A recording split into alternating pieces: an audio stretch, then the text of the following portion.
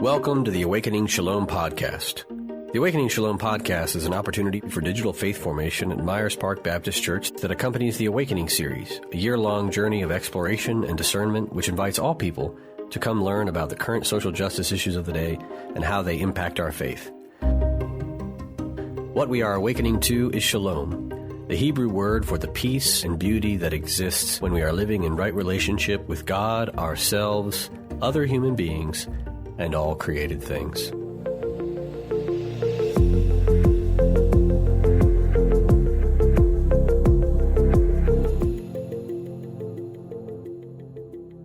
Welcome back to the Awakening Shalom podcast. We are in our new podcast series, Hupomone, which means persevering or patient endurance. We found this word repeated over and over again in our Second Testament in the Christian Bible, particularly in the book of Revelation to John, where he keeps calling for the persecuted followers of Christ to practice hupomone, or to practice patient endurance or perseverance while they were being under the oppressive rule of the Roman Empire.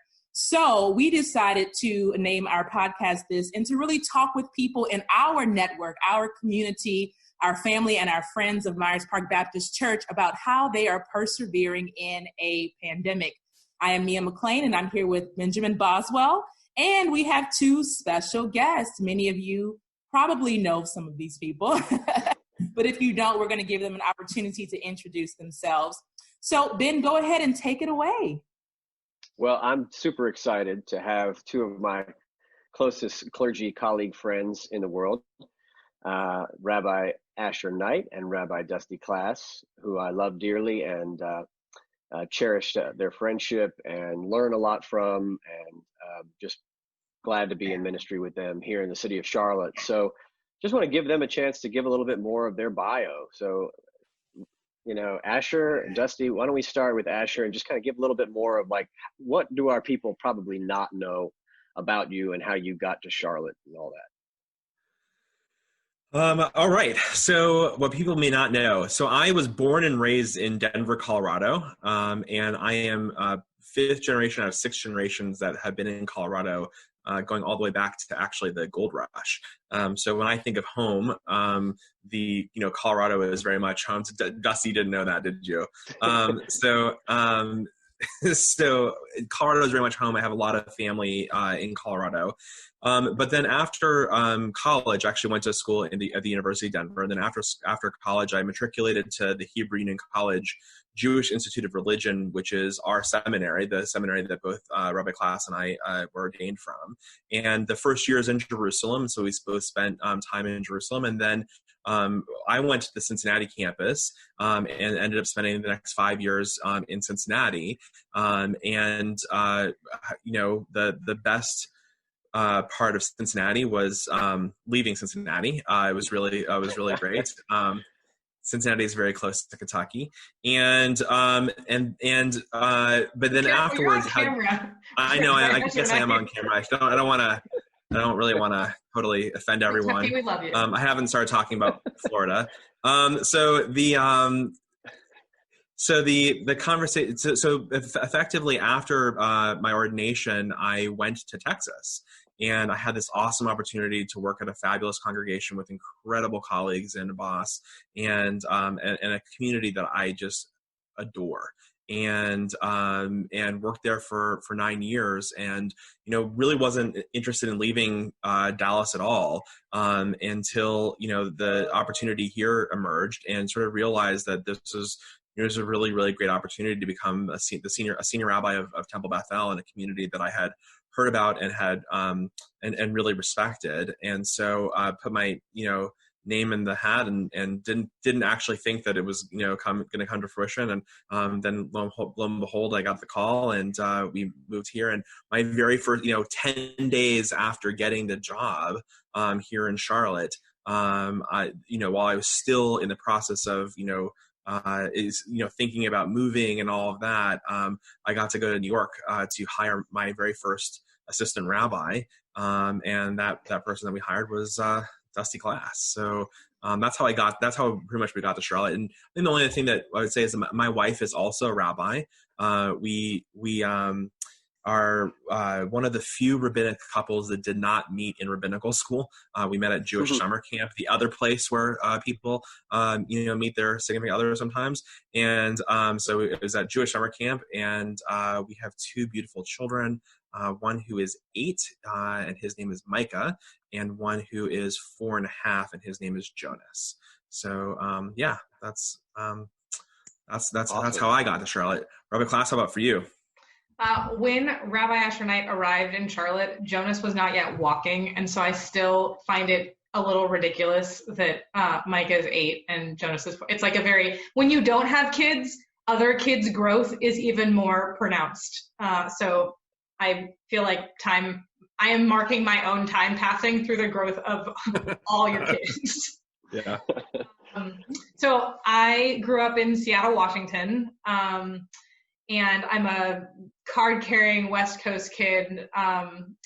Moved to Santa Barbara in California for college, and then lived in Los Angeles for the next 6-7 years between some time after school, and then I went to the Hebrew Union College Jewish Institute of Religion. Jack H. Skirball campus in Los Angeles is the full name of the title of the school that I went to.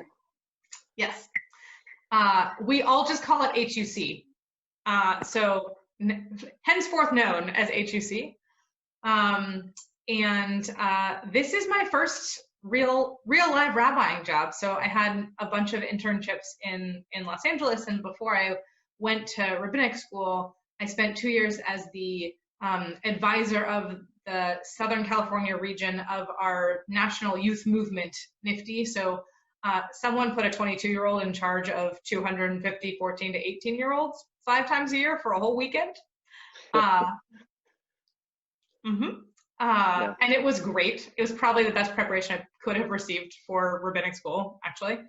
And when I was looking for where I would start my rabbinate, I was 30 and I was just me. And I thought, I have the ability right now to go wherever the right place is and to find whatever the right community is, and to not think about geography at all. So that's how I got to Charlotte, North Carolina, which is a place I probably couldn't have put on the map before I started the placement process of looking for a job. But it's been a phenomenal 4 years. I really, really, really love it here. I love the green. I love the rain, actually, because my inner Seattleite grows a little bit in the rain. That's very Seattle. It is. And it'll be raining outside, and everyone's kind of like, ugh, and then Dusty will come into the office and be like, hey everyone, and like it's very weird. For those of us who don't like, I grew up in Colorado, which people know that has snow, but it actually has lots of sun, and so there's like over 300 days of sun a year in Colorado. So I'm like very much like sun is. It can be as cold as it can be as long as it's sunny. I don't care. And Dusty's just super happy when it's rainy. Yeah, well, it's good. True. It's good to have some different personalities on staff, I think, right? It's just a balance. I think we complement each other very well. Yeah. Yes, I can testify to that. So I think one of the things that's most, on our minds right now is like, just share with our folks, like what was your life like in your ministry and what you're doing before, the pandemic hit, and what is it like now? Like, what's the dichotomy? We'll start with Dusty this time. So it's really interesting because I've only been doing this for 4 years, and because this is only, this is the only thing that I know. Like Temple Bethel in Charlotte, North Carolina is the only way I know how to rabbi. And I was reflecting with the confirmation class actually a couple of weeks ago, because the confirmation class has kind of lived through each of the bits of craziness that happen. And we were talking about how every single year so far in my whole 4 years of doing this, there's been a thing. And sometimes sometimes it's national, and sometimes it's local, and sometimes it's global. So in some ways, like feeling the pain of whatever is happening in the world has always in these 4 years been part of the work that we do. I think the difference is where we're doing it and the mode through which we're doing it. So I was joking yesterday that we used to spend 14-hour days in the temple in our offices, and our clergy meetings involved lunch, and the lunch was takeout because there was no other way we were going to eat lunch. So somewhere between like 8 a.m. and 9 p.m., when we all lived in this one wing of this office, food would come in and we'd eat it. And that's how we'd sustain ourselves, right? And I do so many dishes now because I get to eat in my kitchen, which is great, but I don't get to see a single other human being. And that is not great. And I think that's kind of that's been kind of the shift for us. I think that the crises are still the crises, but they're happening. The way in which we are able to manage and deal with and move through those crises have had to shift. Mm-hmm. I too am tired of doing dishes, so I with you there. And I have no one to blame. It's like just me. Like, how did I make all of these things dirty? Yeah. I saw some type of meme that was like, so-and-so has, the mother has 25 cups in her, that are that need to be washed. How many children does she have? And the answer was 2.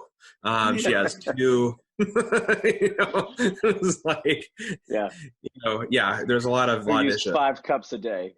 Totally. Cups a day. Yeah. Exactly. We started using dry erase markers to put the initials of our kids on the cups. One of the things that I've loved about the rabbinate and about sort of the work that we get to do on a daily basis is that every day has felt so variable, right? That really that there's times in which we're teaching and times in which we're having to learn in order to teach or just learn, for the sake of learning. There's times in which we are with people during the joys and joys of life, the really the ups and the downs.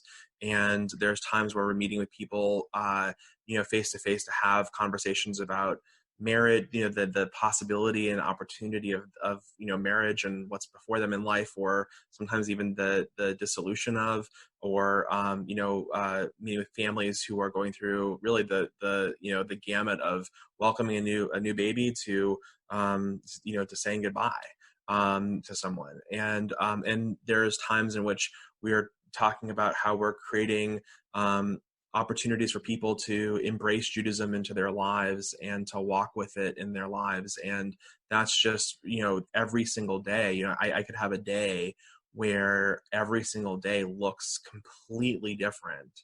And it's sort of sustaining, even if it's like long hours, it's sustaining to me precisely because of the way in which I feel like we're engendering our faith and teaching our faith and living with our faith and helping people to live meaningful lives in that sense of connection to something bigger than themselves.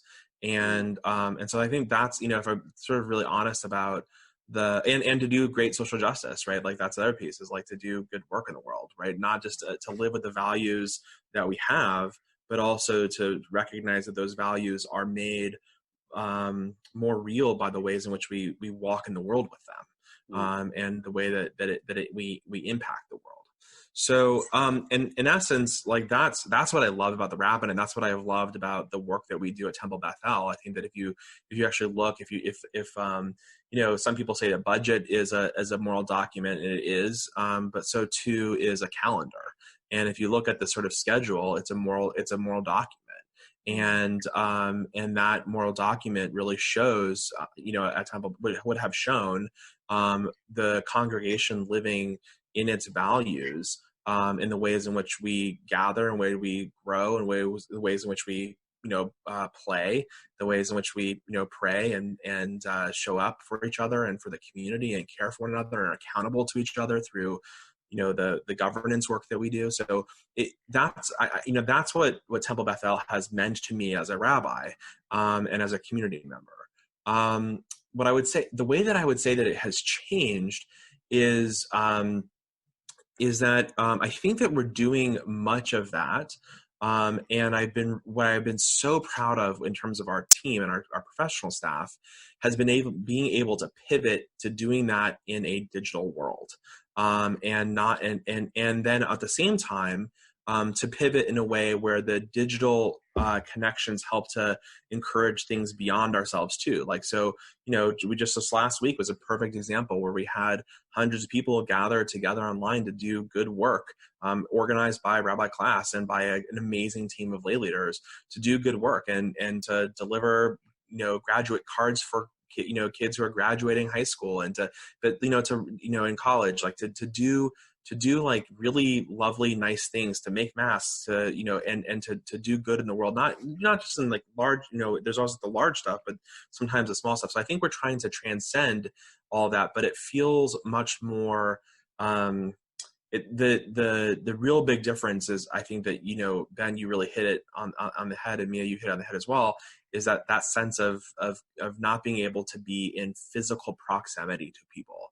And I think that is the hardest part for me right now, whether it's in the joys of celebration or it's in the mourning that, of walking with people in their lives, like the ability not to, I'm a hugger, and the ability not to be able to give a hug and to not be able to be in that physical proximity. That's really hard.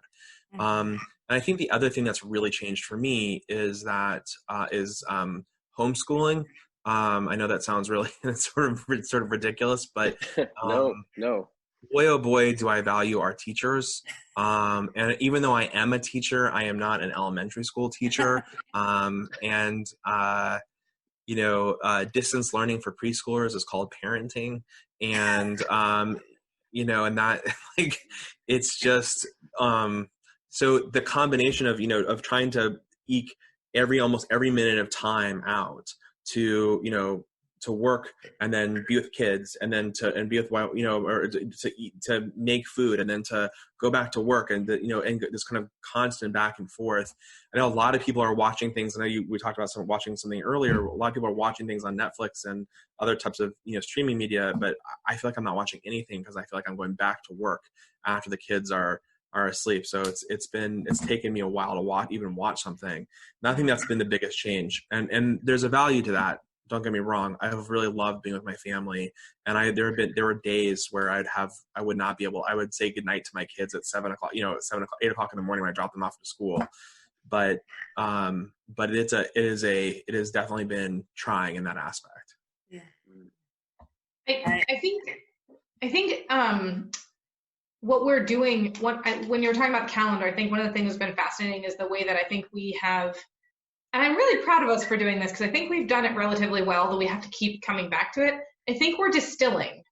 So I think we're distilling based on where we are, like through our values, what is at the core or should be at the core of what we're doing. And maybe it always should have been at the core, but it's real easy to just have something to like throw something onto somewhere when everything's possible. And as soon as you have to kind of close in on what's possible, you have to be more creative and you have to be clearer about what actually matters. And what's your mission? Yeah. There's a clarifying effect here. Yeah. Rabbi Dusty, I love the way you use that word. I never thought of it that way, but we've been having a lot of conversations too about sort of shrinking what was a fuller calendar to make it mean something right now because people need meaning, not just things. And so what's really important? Where do we want to really spend our energy? That's been something that's coming up a lot. So thank you for that reflection. And I think it goes like also, I mean, I completely agree with everything that was just said. I mean, I think that I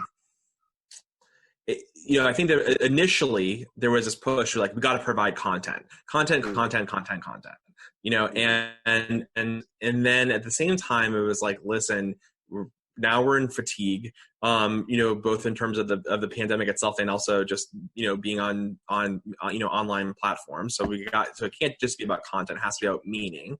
Mm-hmm. But I also think that there's for faith communities, and I think for us too, something that we're trying to think through, and I'm not saying that we're there yet or masters of it in any way or shape or form, is the idea that what's possible now is a conversation about how to make faith happen at home. So that it's not just about a passive experience of coming into a building and sitting down in a sermon. And I'm sure your sermons are really awesome and just as phenomenal as Rabbi Klass's. But it's just not about, like, it can't just be about that anymore. And in fact, really, your sermons have to be really limited because no one has the attention span online to even, manage that. Right. But really what's at stake is sort of like, well, how are people creating an active experience of their lived faith, of ritual, of, meaning making in their homes in a different way. And I think that will also sustain us. I mean, imagine if the kind of rituals that are created now in our homes are the kinds of rituals with our children or with ourselves, are the kind of rituals that our kids, let's say, grow up and pass on to their children and say, in the years of COVID-19, right?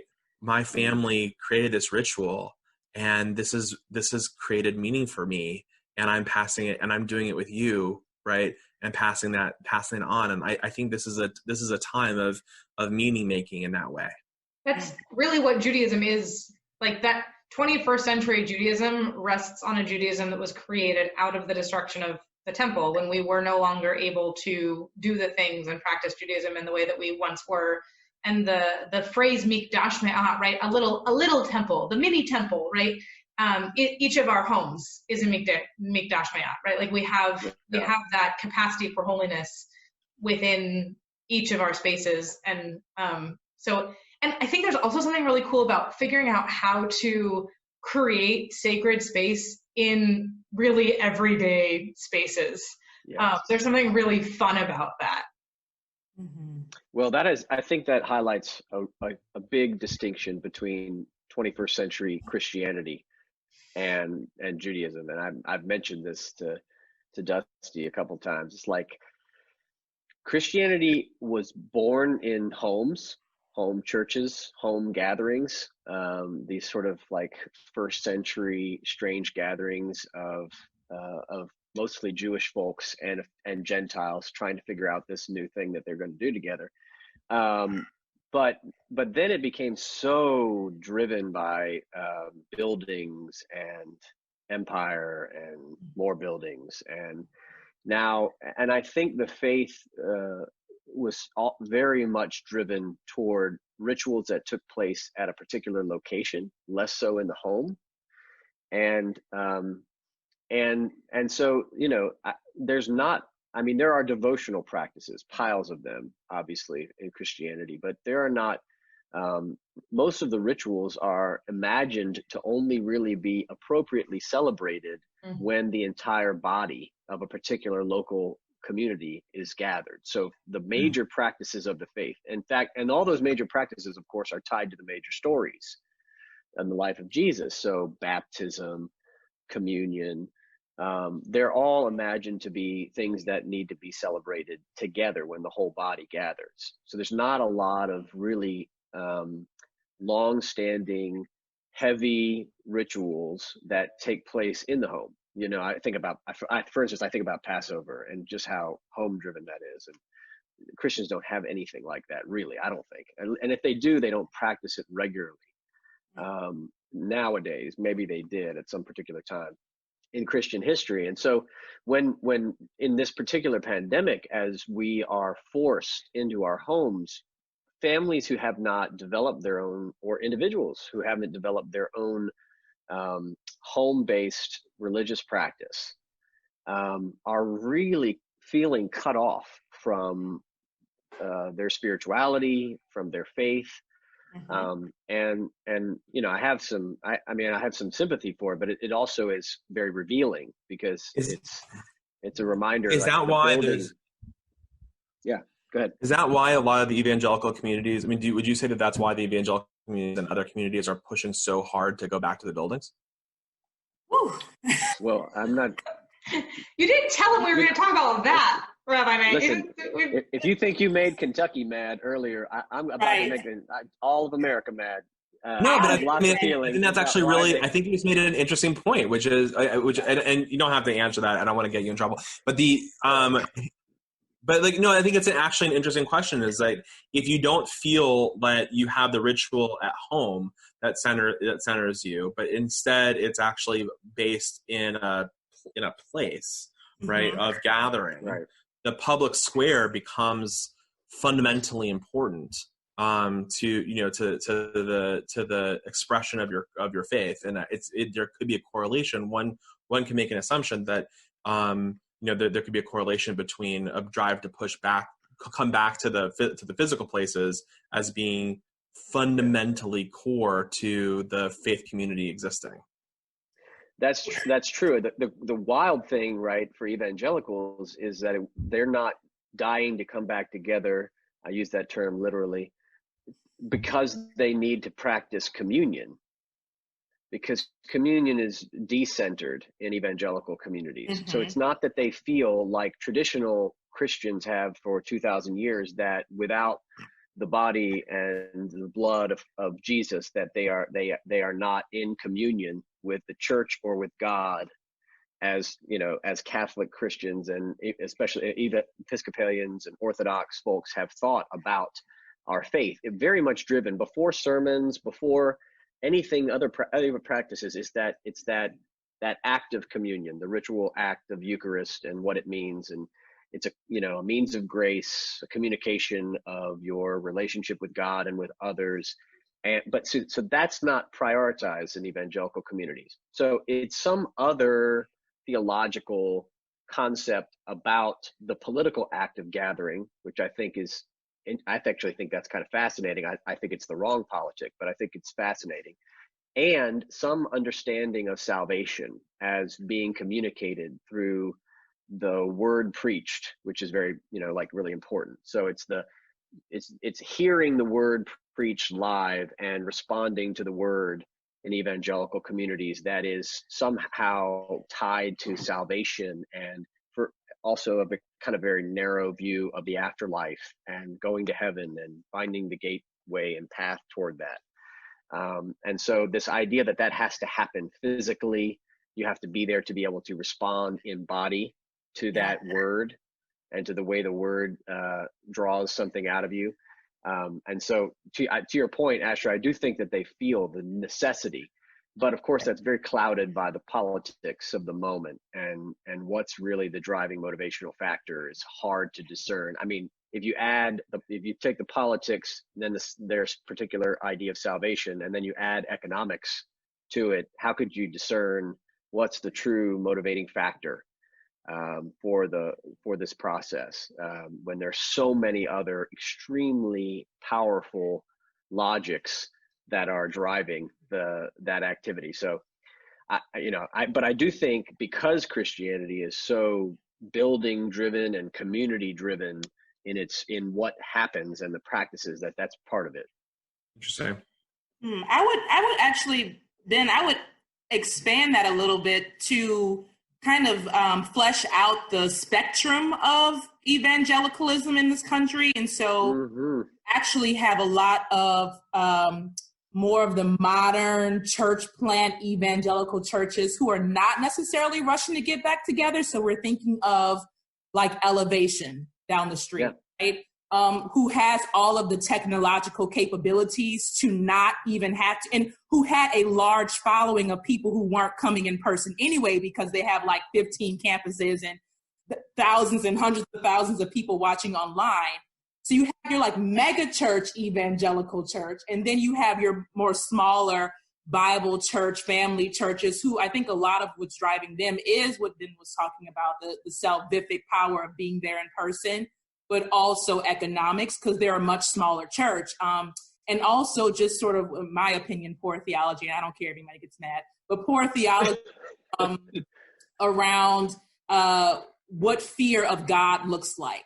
And the not showing up is, the not showing up is, you're putting your fear over your faith, when you should be putting your faith over fear. There's a lot of that theology showing up in these spaces as well. But I would say this is a great segue to, I would love to hear more about what you all think about the spectrum of Judaism and how different sects are responding to this pandemic.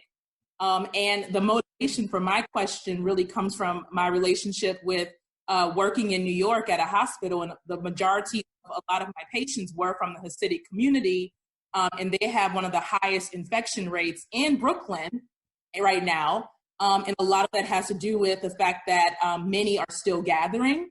And so we talk about this home-based faith, but then we also have this community of very devout people who are still gathering, and it's becoming very dangerous. So I'm curious about how you fit in the spectrum of Judaism.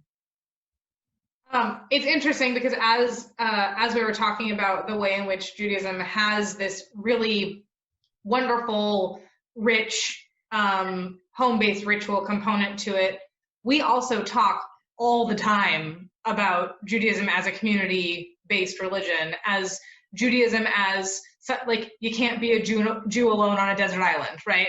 That prayer, there are certain prayers that only count, that you only can say when you have at least 10 people, when you have a quorum present, right? So for all the things that are true about what it means to be able to do a lot of Jewish stuff without a bunch of people around, we talk all the time about how important it is to have other Jewish people around in order to particularly to pray, and also to care for each other. Both of those things are really, really present. And I think that's, in the beginning of this, the hardest thing for me, and Asher can really attest to this, was coming to terms with the idea of praying, of leading prayer outside of the physical building. I had a really hard time with that. Because for a lot of reasons, because for me, there is something about the physical presence of other people that allows me to pray more, better, to connect with God more, better. And without those other human beings who have God in them, right, to pray with, it's harder for me sometimes and in the beginning, very much so, to feel like I was going to be able to get to connect with God. If there weren't any other people around to remind me what God looks like how do I even pray, right? So I feel for, and that's coming from me. And in terms of on the spectrum of Jewish law observance, we're like, there's a big spectrum, and here's like really observant. I'm there now, I'm in the screen. Here's really observant, and like Reform Judaism is here-ish. And I put it here because you may be a Reform Jew who practices a lot of Jewish law, who's really adherent to Jewish law. And you also may not, right? Reform Judaism says you got to learn all the stuff, and then you get to choose, and then you get to think through what it means to adhere to those rules and laws within the 21st century, and which things make sense and how they make sense and what they were created to help us do and remember and yada. That was, if I could do a retake on that in 30 minutes, I'd say it's way better.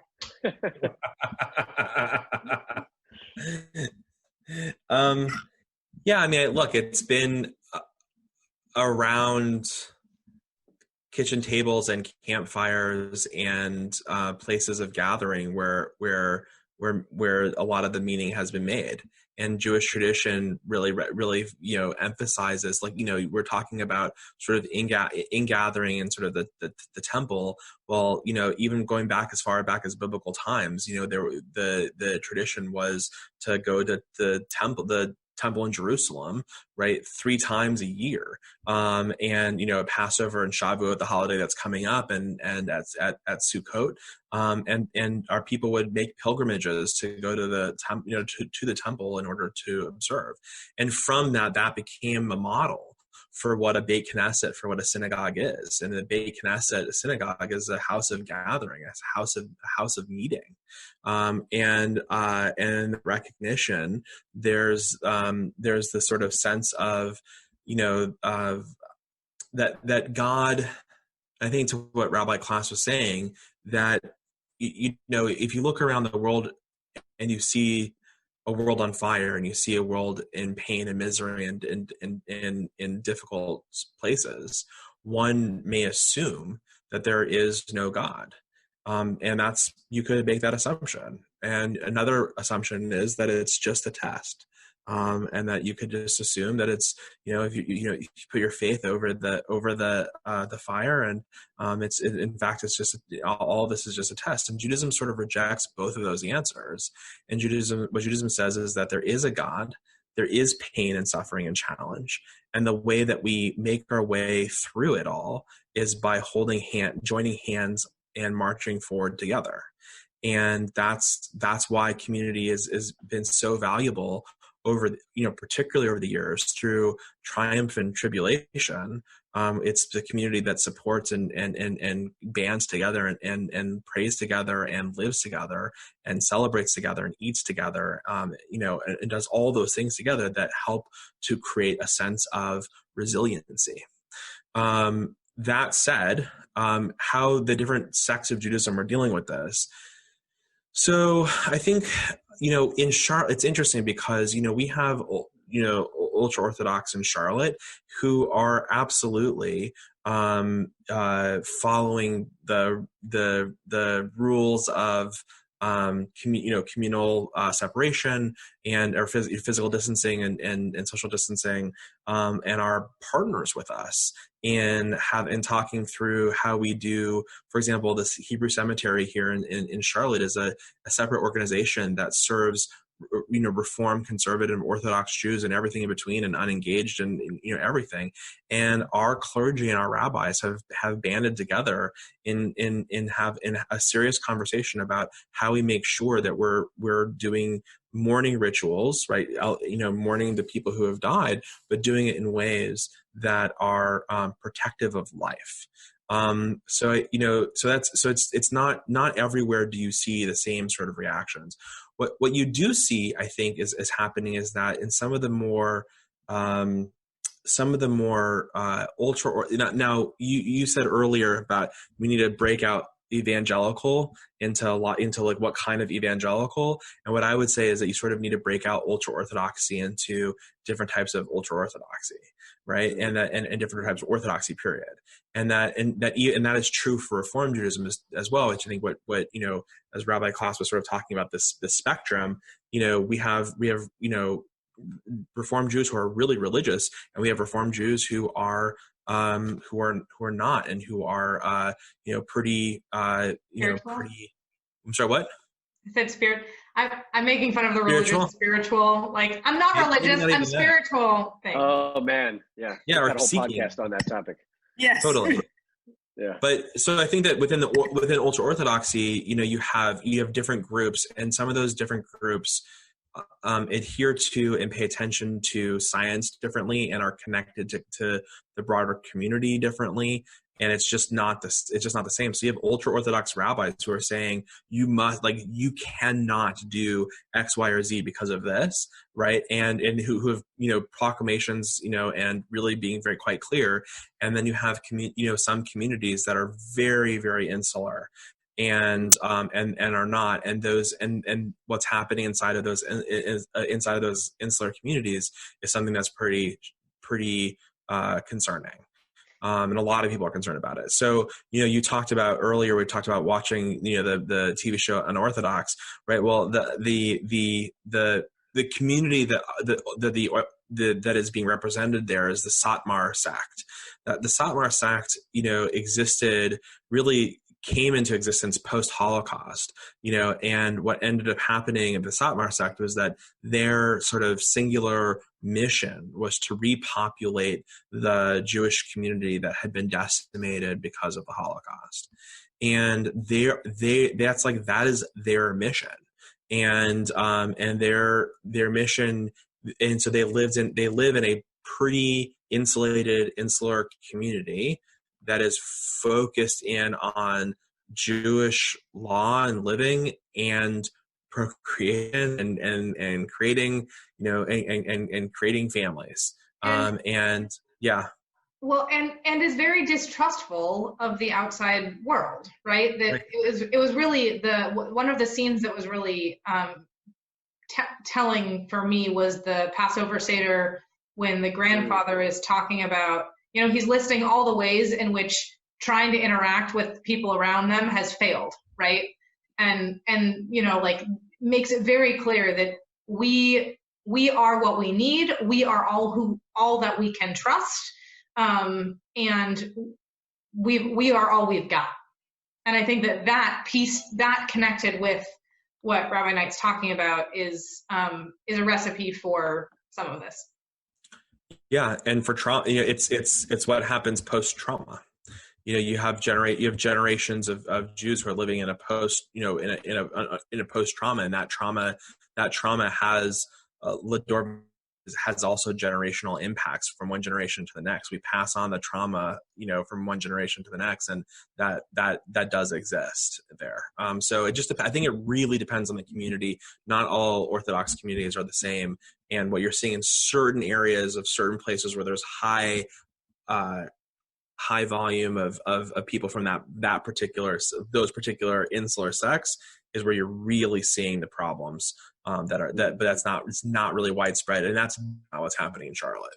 And I will also just say that speaking of intergenerational trauma, one of the interesting things that I think isn't just the Jewish population, but I think is some certain minority populations, the connection of disease with a Jewish community is also a long part of our history, right? Like, Jews have been blamed for all sorts of plagues throughout history. And I remember very early on. The plague. Yeah, like indeed, the plague. Capital T, capital P, the plague. And so I think that was also very early on. I remember receiving a number of communications from congregants who were really concerned that was going to become part of the narrative writ large in the greater global community in the American community. Yeah, I mean, that history is one that I think, unfortunately, a lot of folks in the Christian tradition are unaware of. The way in which scapegoating and blame has happened in many cases, just fueled with anti-Semitism and casting the blame for these major medical things on Jewish folks a lot of times, or immigrants, or some other community, as it stokes the fires of nationalism. It leads to fascism. We've seen this kind of pattern throughout related to pandemics. So I mean, that history, I think, is something Christians need to do some research on, because they're not, just most that I talk to are not very aware of the way in which pandemics were played out politically and led to just horrible violence.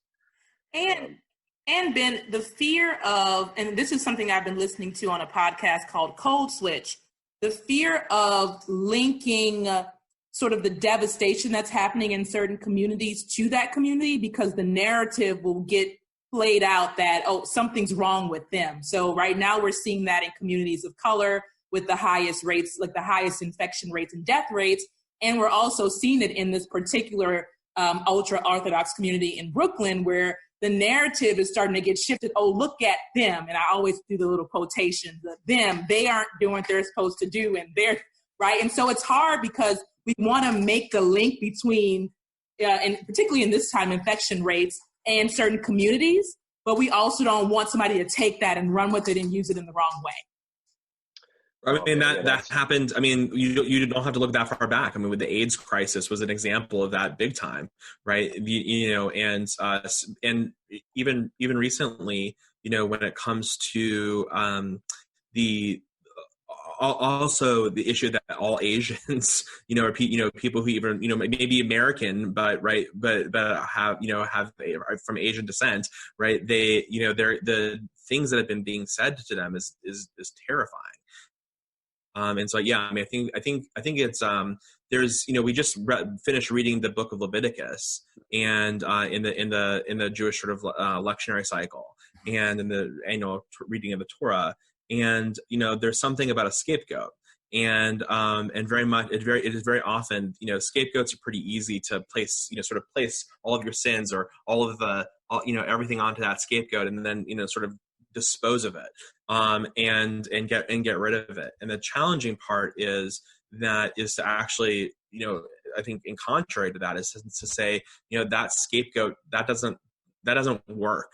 What the rest of Leviticus actually ends up arguing for is personal responsibility, and that sort of I sort of wonder about the sort of the ease towards the scapegoatness, and the recognition, the rest of Leviticus, which is no, if you want to create a society that's wholly different than what is Egypt, if you want to create a society that stands against persecution and punishment and pain and misery, then it's the way you have to, number one, see that every person has value and worth, and number two, you have to actually take personal responsibility.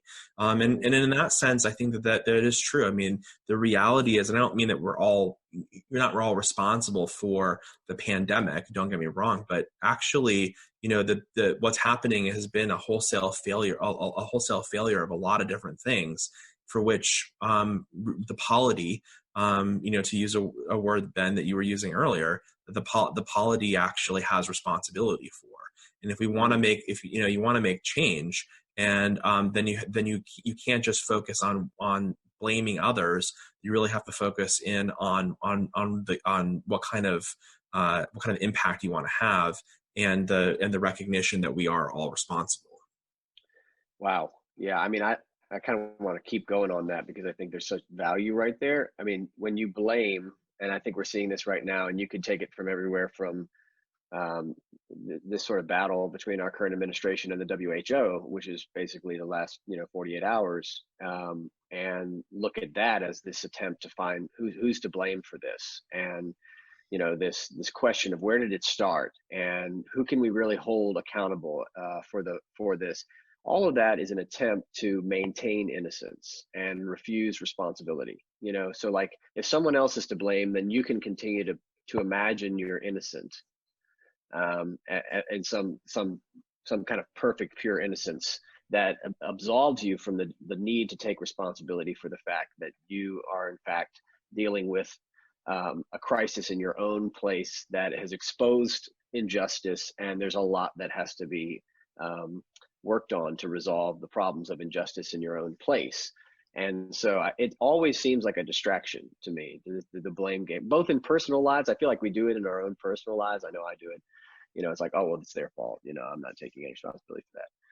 But, we also do it as society. We do it as churches. We do it as societies. Churches do it to clergy. Clergy does it to churches. I mean, it's like kind of I'm sure it happens in congregations where somebody is the problem, and instead of looking at the core issue that is sort of the shadow, that's right.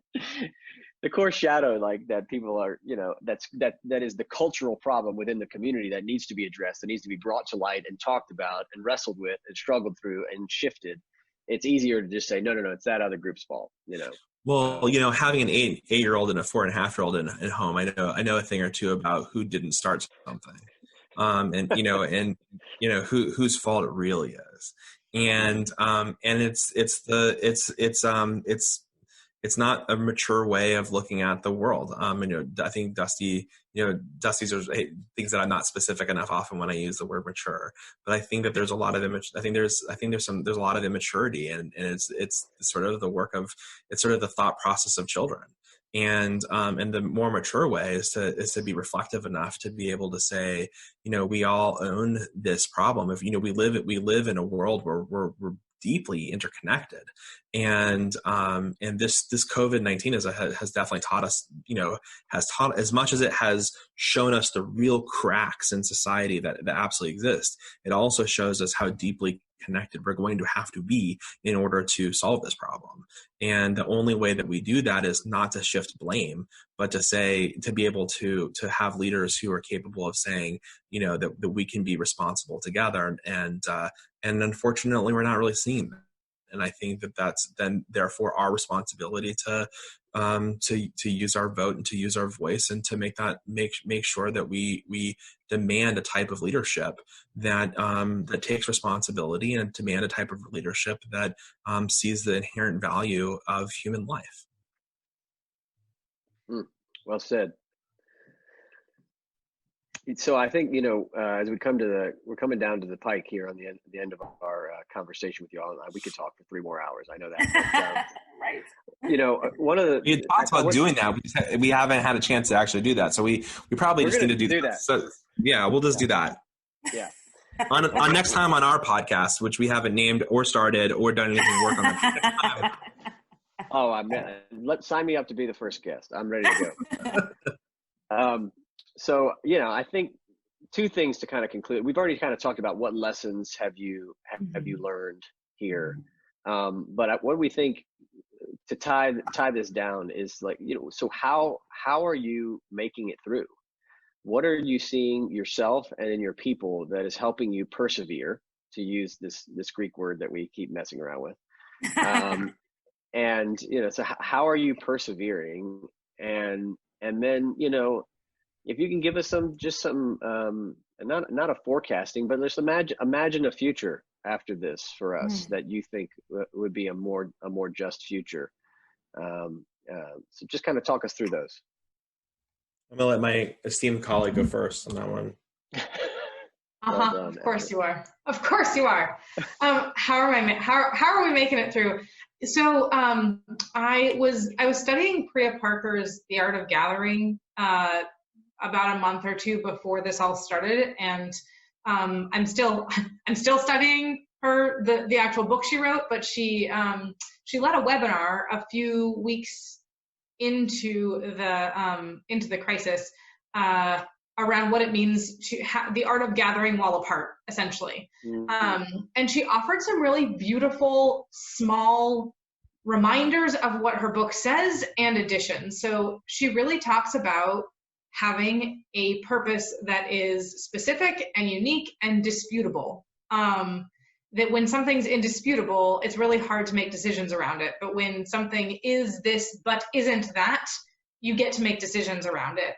And then she talked about kind of helping individual households create the environment that you all together can then do something with in a group gathering.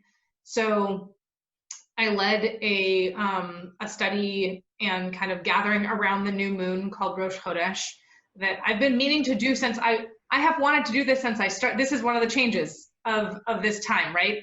Is that for 4 years I've said, I want to start a Rosh Chodesh group. I want to bring people together at the new moon and learn and study and gather. And for 4 years, there wasn't time.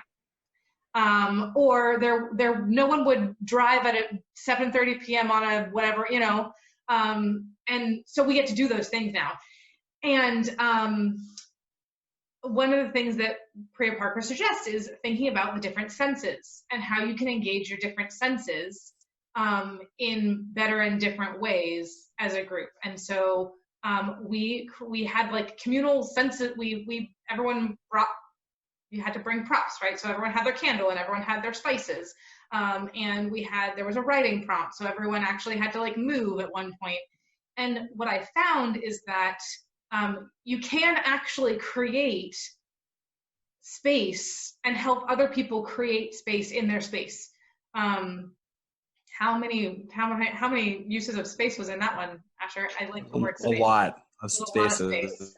So that's one thing I think is that we can actually be expansive in how we utilize the technological tools that we have, and the very tangible tools that we have within our spaces.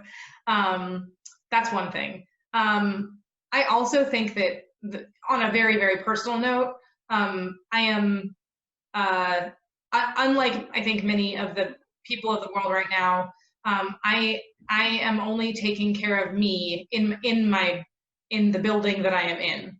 And so I have had an opportunity to move more and to eat better and to sleep at all. And those things have been really, really key. And I hope that's one of the changes out of all of this, is that as we move into whatever comes next, that we all remember what it was like to have a lot of dishes because we made our own food. Yeah.